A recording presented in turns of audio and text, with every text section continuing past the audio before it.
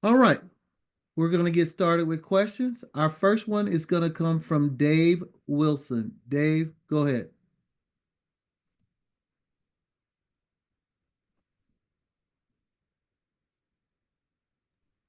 I keep muting there.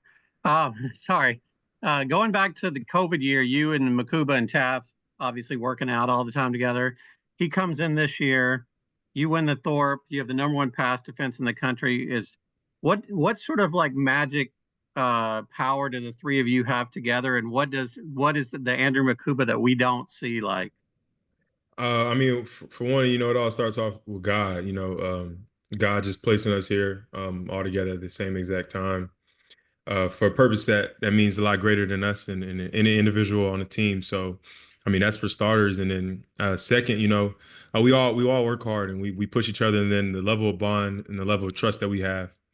I wouldn't want to say, we have a better trust level with everybody else on the team, but we've always obviously been knowing each other for over a decade and things like that. So it's kind of a little bit stronger and just a strong connection when we're out there. And then Andrew Makuba, he's always working to be better.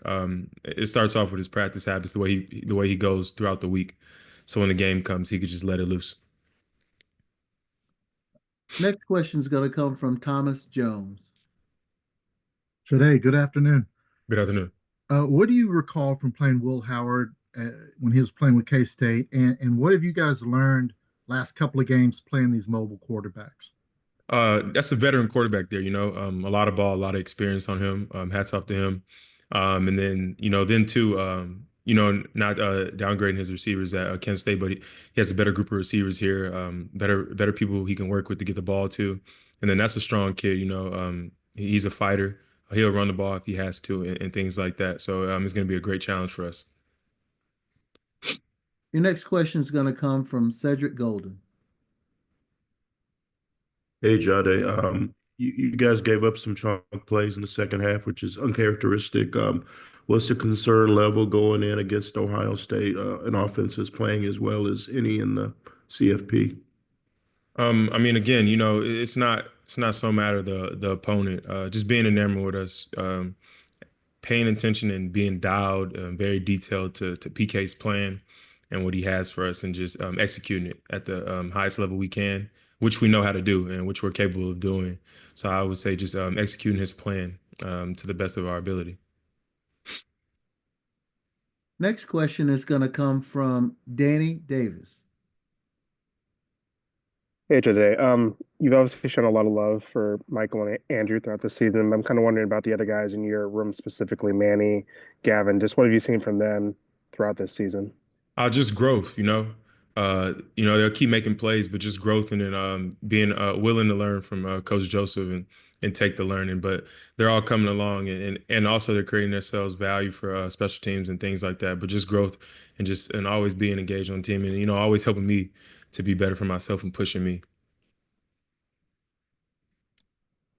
Your next question is going to come from Dan Hope. Go Hey, ahead. Jay, what stands out to you when watching Jeremiah Smith, and how exciting is it for you to have that opportunity to go head to head with him? That was going to be an amazing opportunity to go against him. That kid can ball. He can ball. He's a big baller. Strong ability. He's a deep threat. And they love to get him the ball, and they love to create opportunities to get him the ball. But it'll be a great challenge for him, and then also for the other receivers they have. They have a great receiver group of guys. So it'd just be a great challenge for us and us DBs in the back end to go against those guys. Your next question is going to come from Brian Davis. Go ahead. Hey, Jahdae, just kind of following up on that.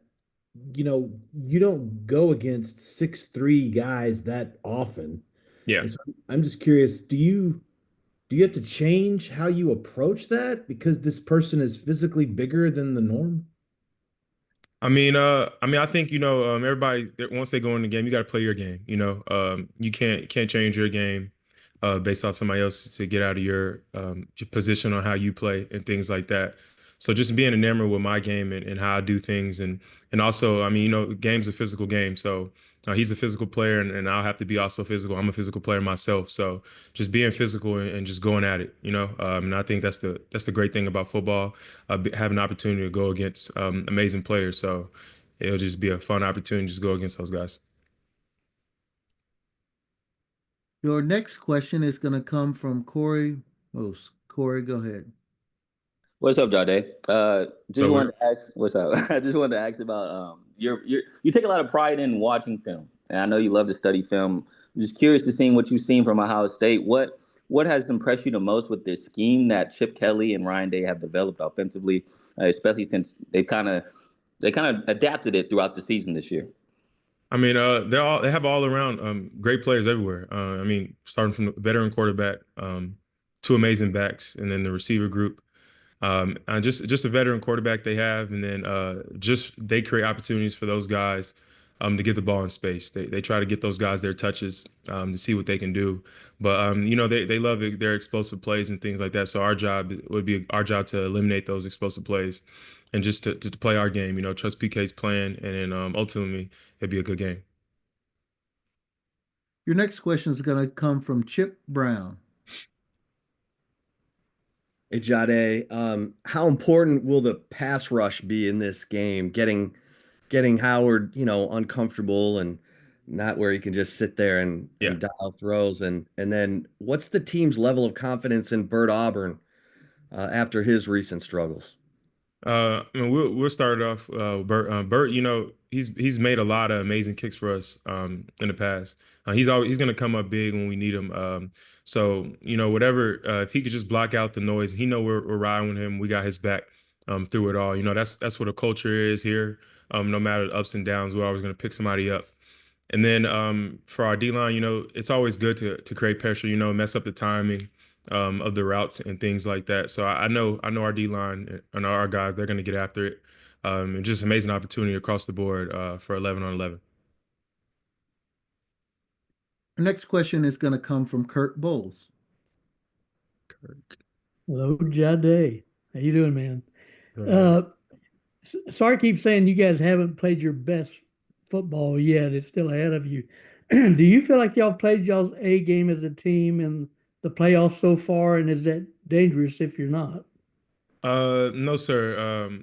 I don't think we've played our best, but that's why that's what practice is for, to get to that point. But I think we can win in a lot of different ways, from special teams, offense, defense.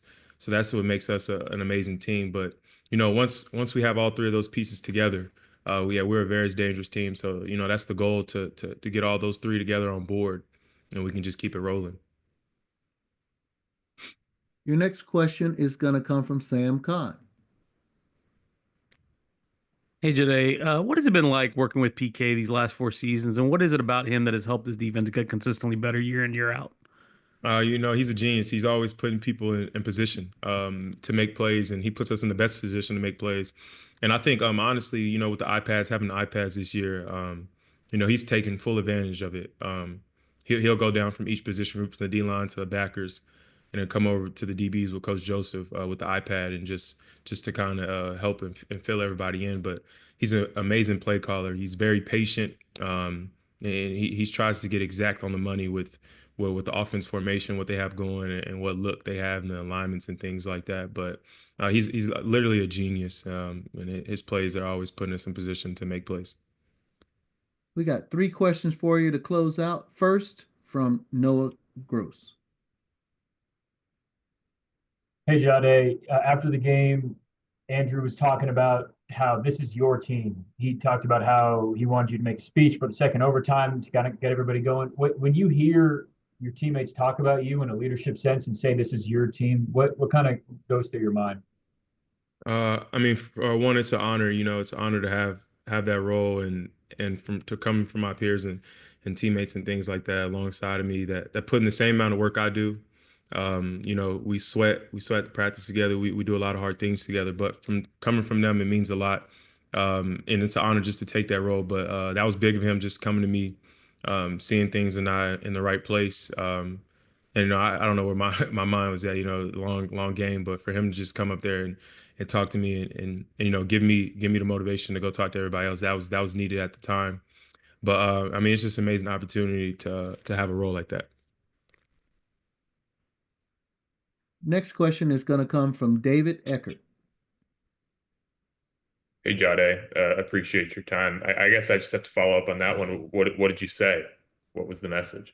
I was just telling guys. I mean, it's gonna be on us. You know, offense are gonna go score, and it's on us to just close it out. We got to go ahead on the business, but it starts off with our energy level.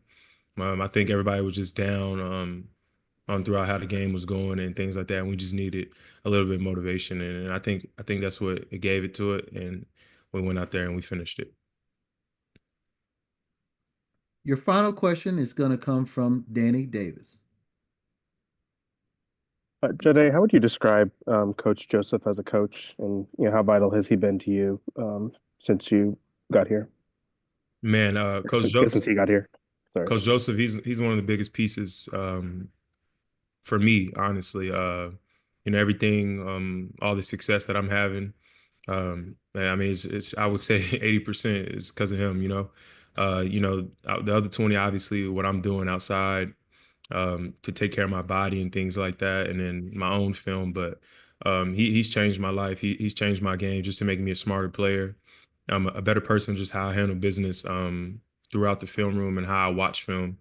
You know, some people could just turn on tape and you're just watching it, but he's helped me to go through 6, 7 different calls just for one plays and seeing alignments and splits and it just helps me play fast out there. Just trusting my game and once I study so much, trust my instincts. But I mean, he's changed my life completely. He's made me the person I am today. Well, that's it for questions. So we're going to let you go. Thank you for joining us today.